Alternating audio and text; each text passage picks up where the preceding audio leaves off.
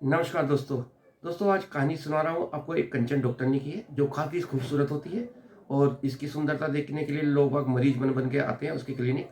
और जो अपनी क्लिनिक पे चलाती है वो उसके पास करीब 5 या 7 लड़के उसकी क्लिनिक पर काम भी कर रहे होते हैं। मगर वो डॉक्टरनी इतनी खूबसूरत होती है कि जो मरीज होते हैं वो भी बिना बात में अपने कुछ ना कुछ बीमारी का बहाना लेके उसके पास क्लिनिक पे उसका इलाज कराने के लिए आते हैं ताकि वो उसकी सुंदरता को निहार सकें। और सबके मन में एक ही लालसा था कि बस कैसे भी करके ये हमें एक रात हमें के लिए मिल जाए और हमारा भी दिन बन जाए। तो दोस्तों आपका समय ना बर्बाद करते हुए मैं इस कहानी को आगे सुनाता हूँ। दोस्तों एक कंचन डॉक्टरनी होती है जो काफ़ी खूबसूरत होती है। उसकी सुंदरता इतनी होती है कि शायद आसपास के इलाके में भी कोई इतनी सुंदर लेडीज़ नहीं रही होगी। दोस्तों वो क्लिनिक चलाती है और क्लिनिक चलाते हुए और उसकी क्लिनिक पर कम से कम 10 या 15 लड़के जो काम कर रहे होते हैं वो होते हैं। तो दोस्तों वो धीरे-धीरे करके उसके सारे बच्चे जो लड़के हैं वो जॉब छोड़ के चले जाते हैं। वो दोस्तों क्योंकि उसके साथ वो सुंदरता तो थी मगर उसके साथ अवगुण बहुत थे क्योंकि उसे लड़के बहुत ही प्यारे लगते थे। और वो हर समय चाहती थी कि बस मैं लड़कों के साथ रात्रि में अपना काम निकालूँ और जैसा मैं कहूँ वैसे ही वो लड़के करें। तो लड़के उसकी इस बात को इसकी हसरत को देखते हुए लड़के धीरे-धीरे करके नौकरी छोड़-छोड़ के निकल जाते हैं। और कुछ डॉक्टरनी भी ऐसी होती है कि अगर वो जो जिसे वो पसंद नहीं करती थी या जो उसे खुश नहीं रख पाता था, वो उसे एक-एक करके क्लिनिक से निकाल देती थी। एक समय आ गया कि उसकी क्लिनिक पर कोई भी लड़का नहीं मिला। तो अब उसकी जो प्यास थी उसे बुझाने के लिए वहाँ पे कोई अब लड़का नहीं रहा, तो उसकी चाहत अब बढ़ने लगी कि अब मैं कैसे न कैसे करके अब शायद मेरी क्लिनिक पर कोई लड़का भी ना आ पाए।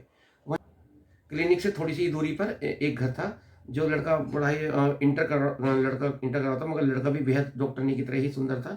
जैसा डॉक्टरनी सुंदर थी, इतना ही खूबसूरत लड़का भी था। लड़के ने साइंस कर रखी थी, तो उसके जो दोस्त बोलते हैं, तो उसके वो दोस्त बोलते हैं, "एक काम कर, तू डॉक्टरनी के वहाँ पे क्लिनिक पे जाके जॉब कर ले और इससे तूने साइंस भी ले रखी है और इससे तेरी प्रैक्टिस भी हो जाएगी।"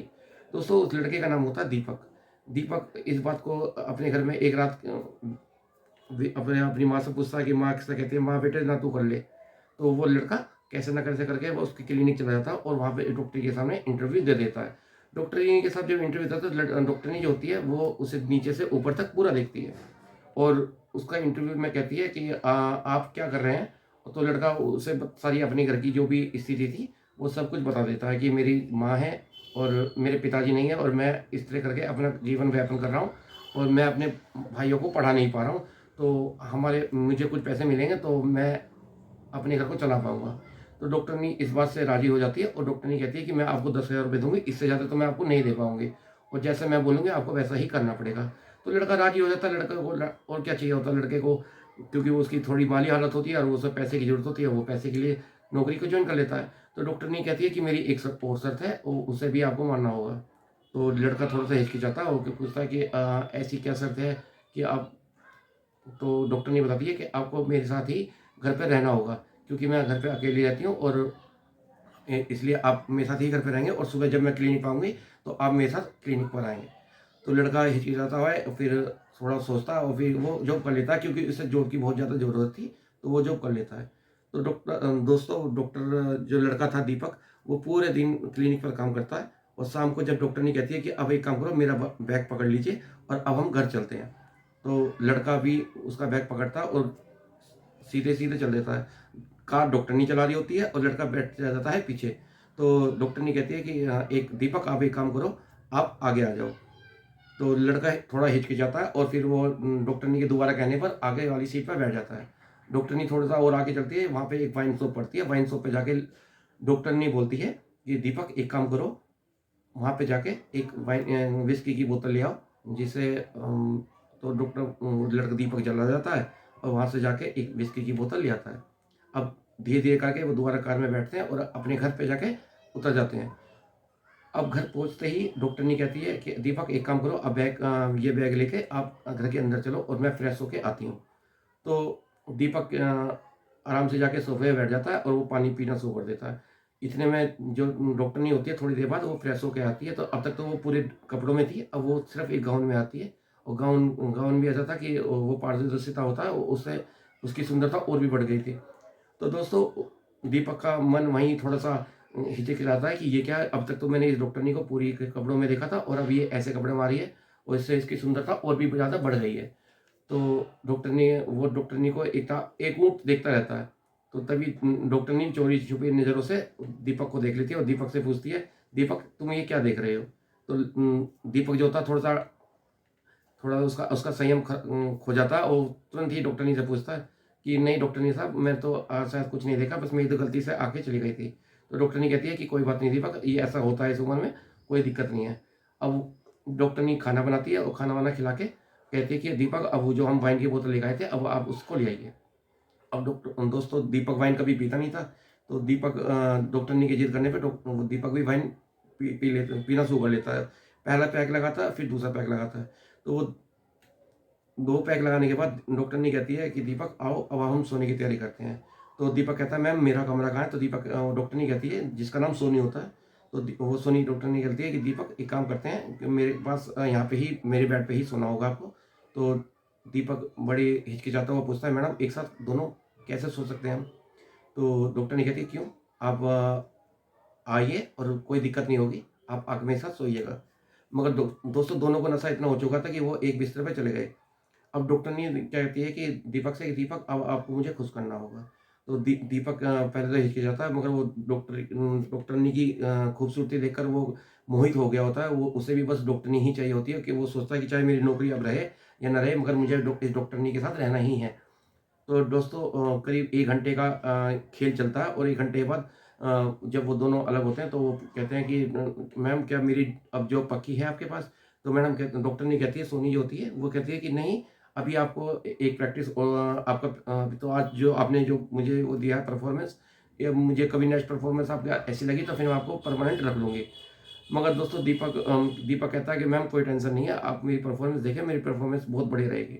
अब दीपक जाता है अगले दिन क्लिनिक पे जाते हैं दोनों। अब दोनों की छेड़छाड़ इतनी हो चुकी थी कि वो अब एक दूसरे को कहीं भी छेड़ सकते थे।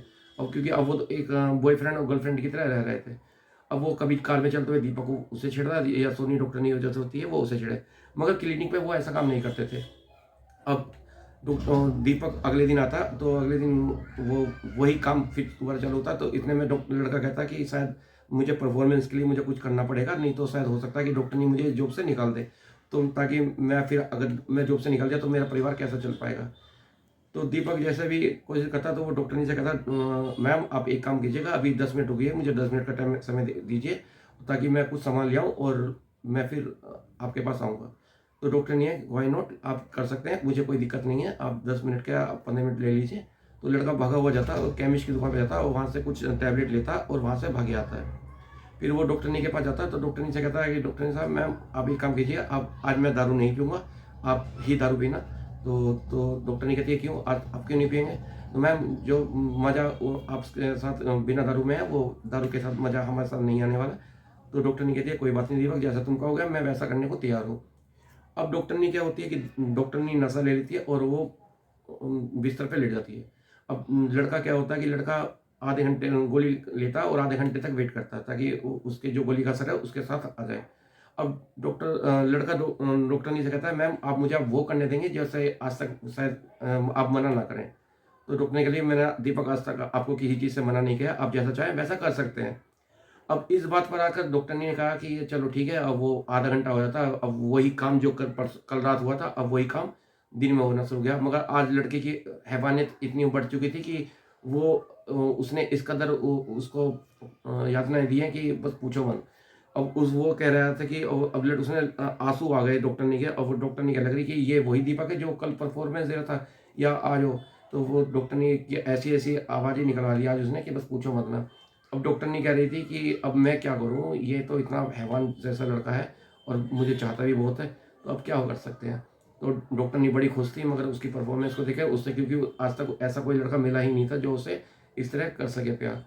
अब दोस्तों अब लड़की की जो उसने करीब रात भर करा और रात भर करने के बाद अब डॉक्टरनी अगले दिन जाती है और वो लड़का क्लिनिक पे कहता है मैम अब आप एक काम कीजिएगा, आप मुझसे ही शादी कर लीजिए।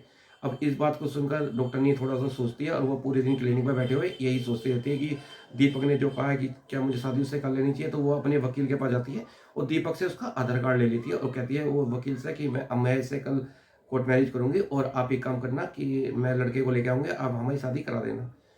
अब रोज़ का वही काम था उनका, अगले दिन वो रात को फिर वो हो जाते हैं और फिर वही उनकी परफ़ॉर्मेंस रहती है। तो इस बात को देखते हुए लड़का अब अगले दिन डॉक्टरनी जहाँ चलती है तो डॉक्टरनी के साथ ही चल देता है, और डॉक्टरनी जाती है कोर्ट, और कोर्ट में जाके उस लड़के से शादी कर लेती है। अब शादी तो लड़के की हो जाती है डॉक्टरनी से, और अब लड़का थोड़ा-सा हिचकिचाने लगता है कि वो अपनी माता और जो भाई-बहन हैं उनको क्या जवाब देगा, क्योंकि उसकी माता ने उसकी शादी के बहुत अरमान देखे होंगे। तो लड़का कहता है कि माँ तो बस मुझे ज़िंदा ही मार देगी। तो डॉक्टरनी कहती है, नहीं तुम एक काम करो, तुम ये लो 8 लाख रुपए और ये जाके अपनी माँ को देना, और आपकी माँ आपको कुछ नहीं बोलेगी। तो लड़का ऐसा ही करता है, लड़का 8 लाख रुपए लेके घर पहुँचता है और माँ से कहता है, माँ ऐसे मैंने कि एक डॉक्टरनी से शादी कर ली है, शायद वो मुझसे बड़ी है मगर वो शायद मेरा अच्छे से ख्याल रख पाएगी।